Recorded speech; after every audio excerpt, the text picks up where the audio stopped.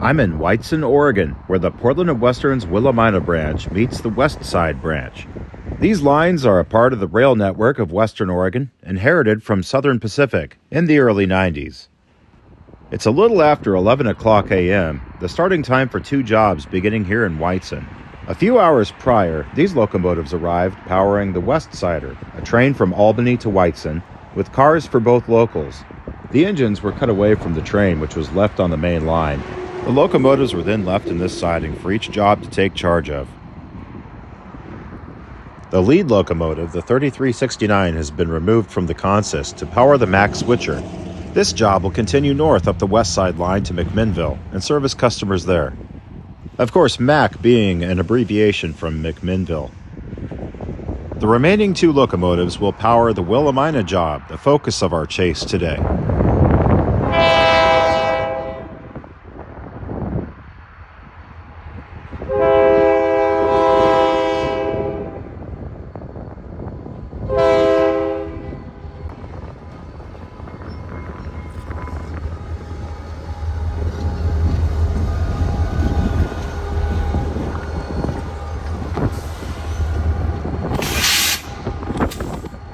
The train is built with Mack switcher cars on the head end and Willamina cars on the rear.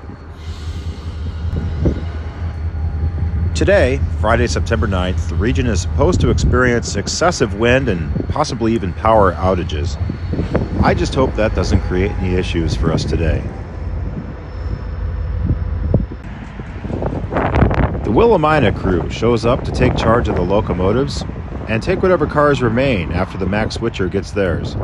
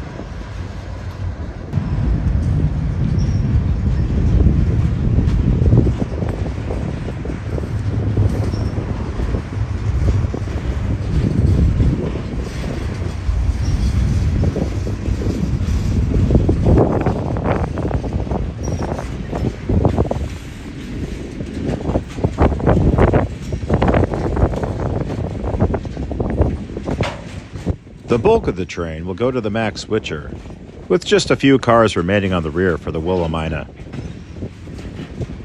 The major customer in McMinnville is the Cascade Steel rolling mill, which the majority of these cars are for. The air liquid white tank cars off to the left are unloaded by truck right there on the team track.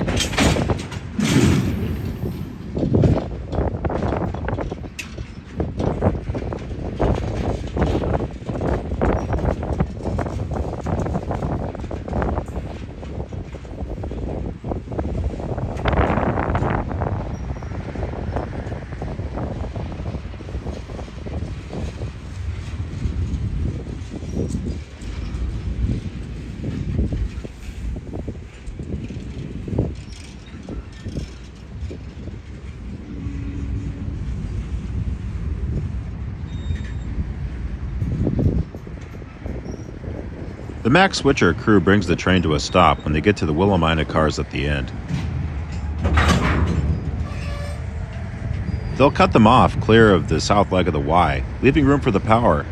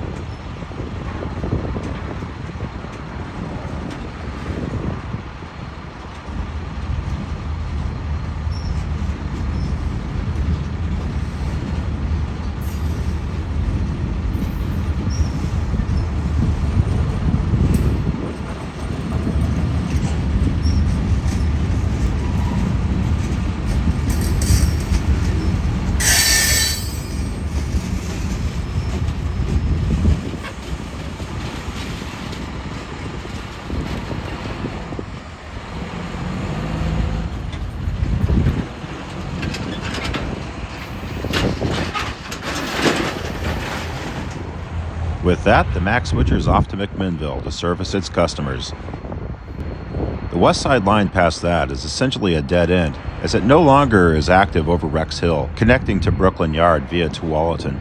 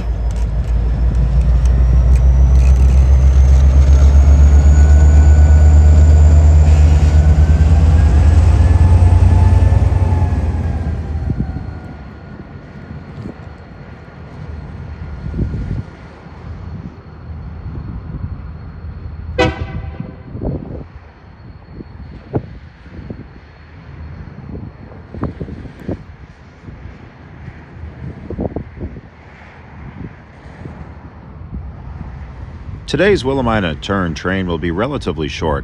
Just one car is an idler for the Stella Jones Corp. Utility Pole Treatment Yard in Sheridan, and 3 cars for the Hampton Lumber Mill in Willamina.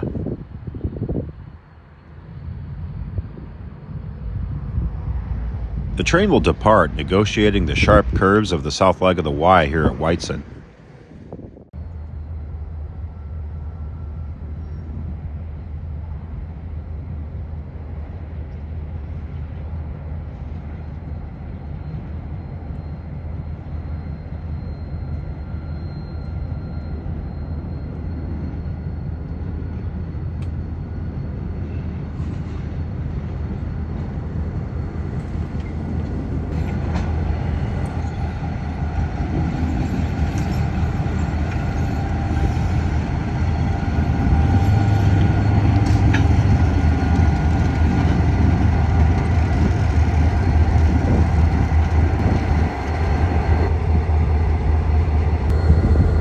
The original Santa Fe paint on the 2308 has held up pretty good, considering Willamina Pacific bought it in 1993, and it was built in 1974.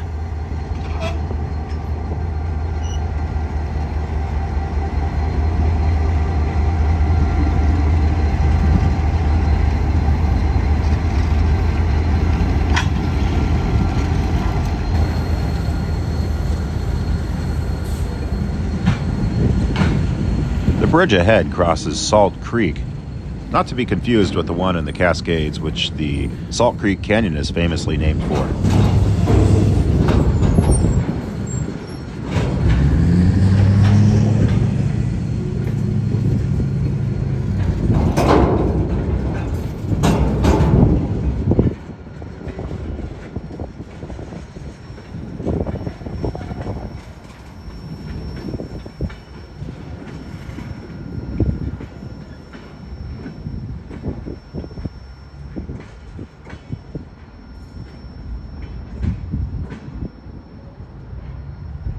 That's it for part 1. I hope you come along as we follow the train all the way to the end of the line.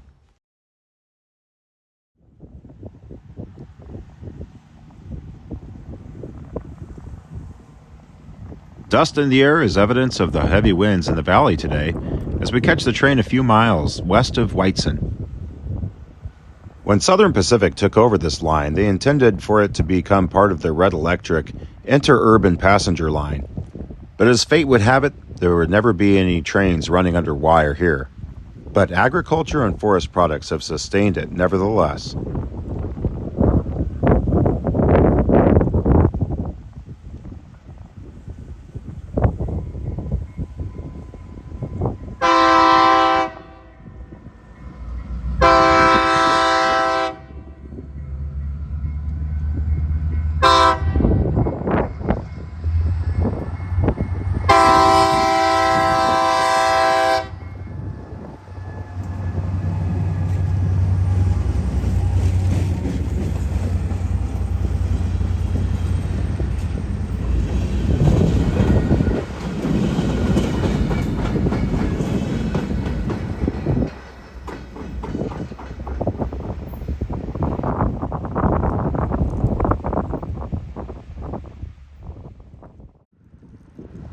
Sheridan City Hall is in this depot-looking building, which actually never served the railroad.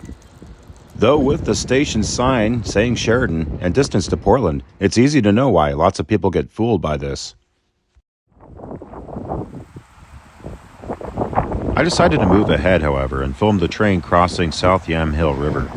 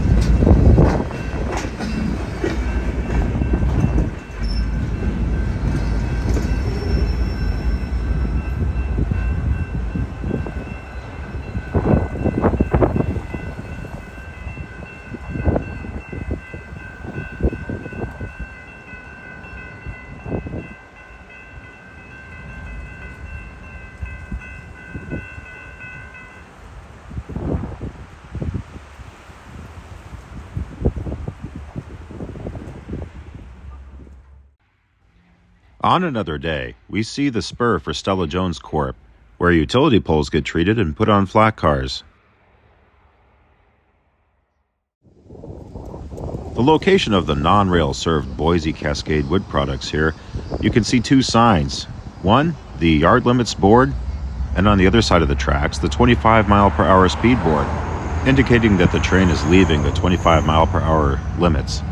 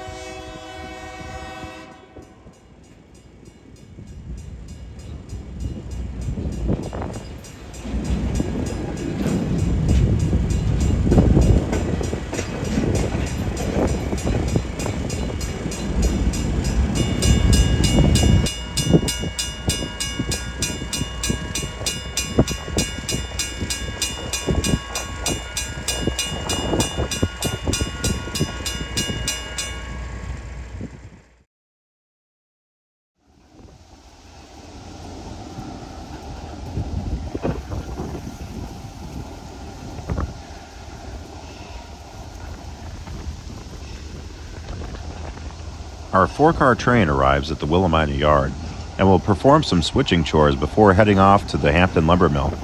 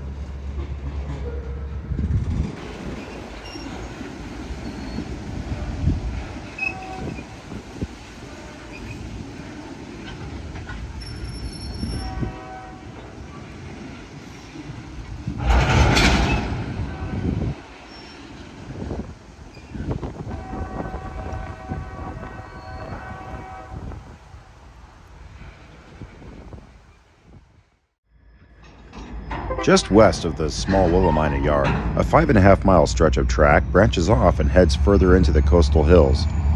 The line was built between 1920 and 1921 as the Willamina and Grand Ronde Railroad. It was later sold to International Paper and operated by their railroad, the Longview, Portland and Northern. In 1980, it was sold to a private party who restored its original name. The line was cut back several miles and upgraded in 1981 to its current endpoint in Fort Hill.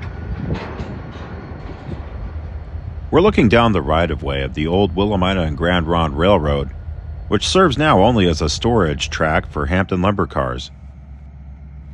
Between 1995 and 2004, the line was contracted out to the Portland and Western, who operated it until the end in 2004 when the large mill closed at Fort Hill.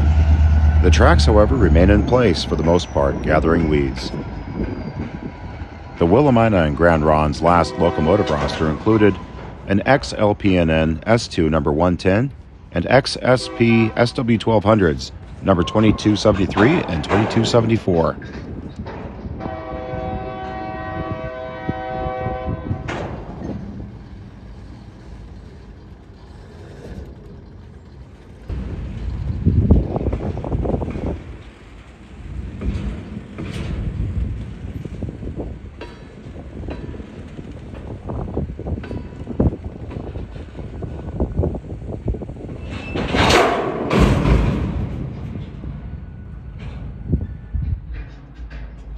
And here we see the western edge of the yard limits for Willamina Yard.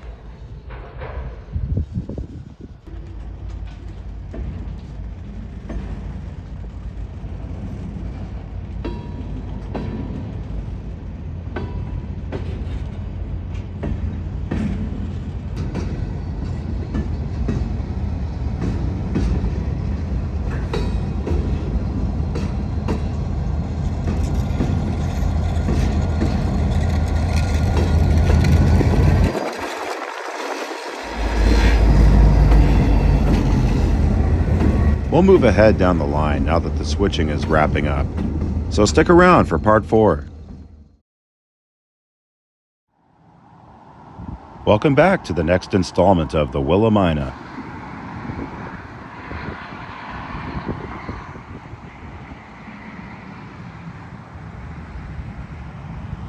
We've finally reached the branch line's namesake town, Willamina, with a population of 2,425.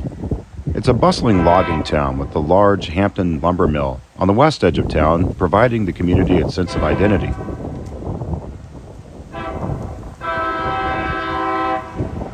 The tracks cut through a busy intersection next to a small park honoring their timber-rich history, even welcoming you to Timber Town.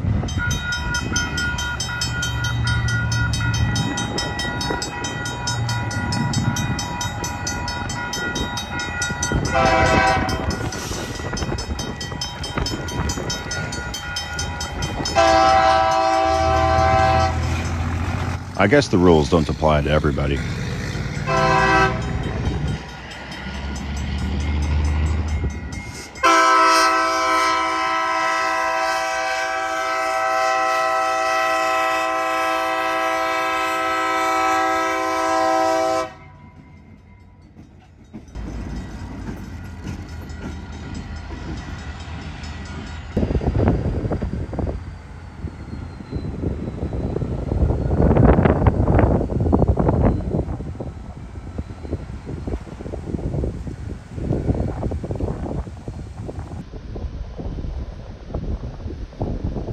Unfortunately, the tracks are mostly within the facility of this mill, so it's hard to see what's going on.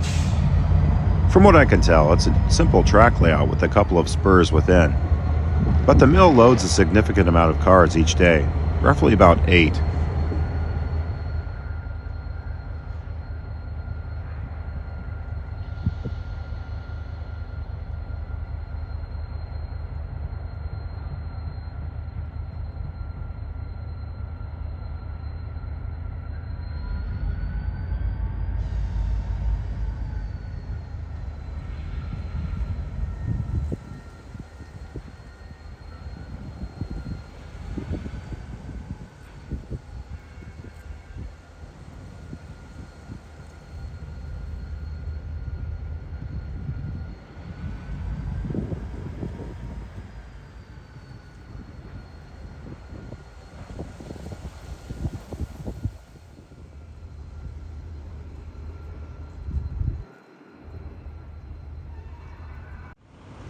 On another day, I was here to document the very end of the line. Here we get a look at the couple of spurs at the very end of the track, where some empty cars are waiting to be loaded.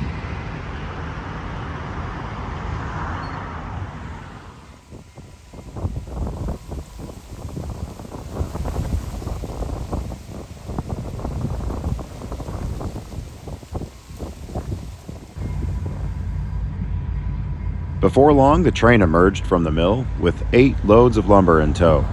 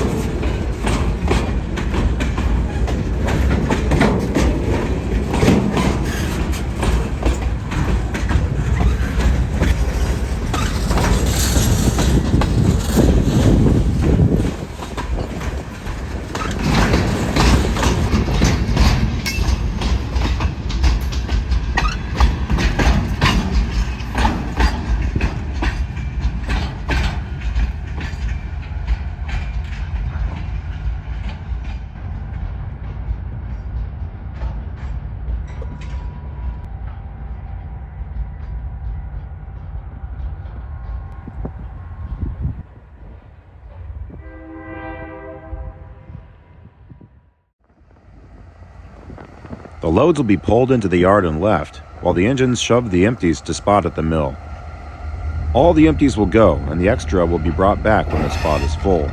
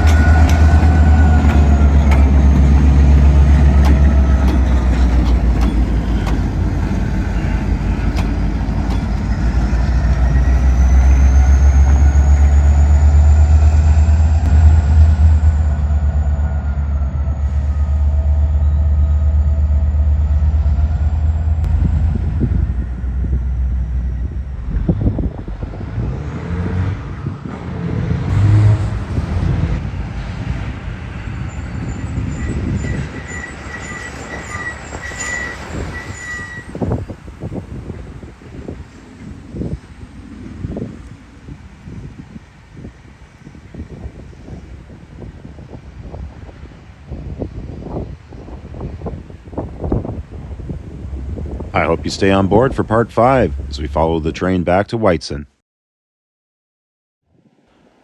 We're in the quaint village of Willamina, nestled in the northwest corner of the Willamette Valley at the end of a far-flung rail line that exists to bring forest products to market.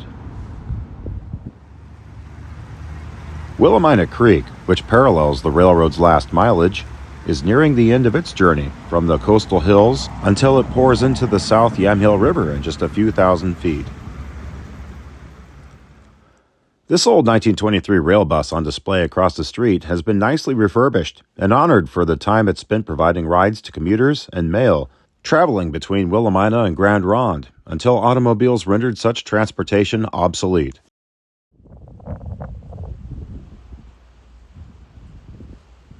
The locomotives rocking over jointed rail are bringing the extra empty cars back to the yard tracks to be stored until called upon by Hampton Lumber.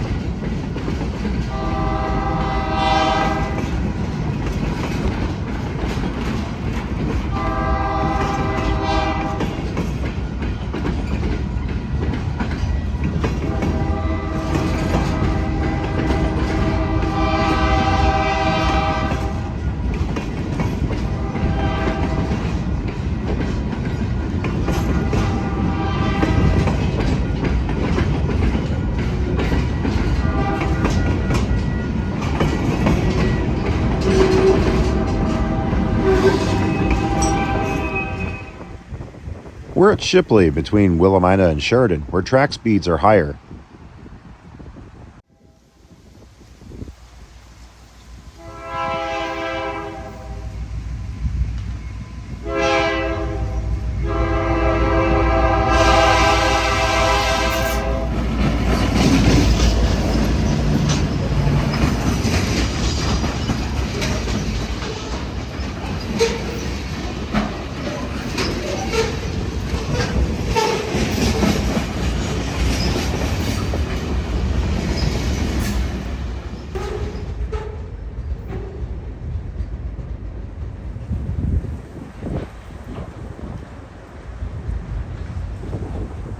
Just ahead, the train will be picking up a car of poles from the Stella Jones Corporation.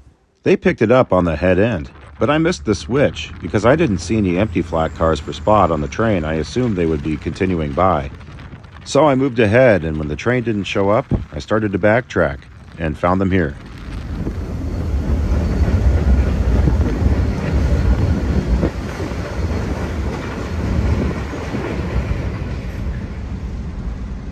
There really is a lot of excellent driving parallel to the tracks, if you can keep up with a surprisingly quick local.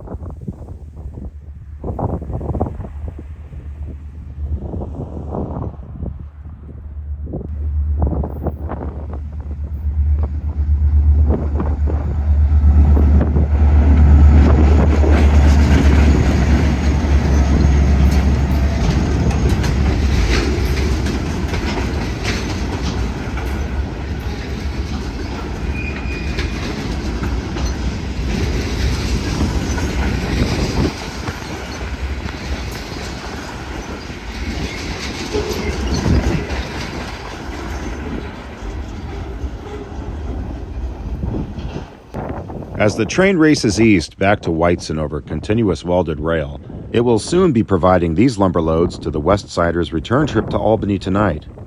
Though the wind was relentless today, it was fun as I got to see new action on a branch I knew little about. I think when the wind dies down, I'll be back again.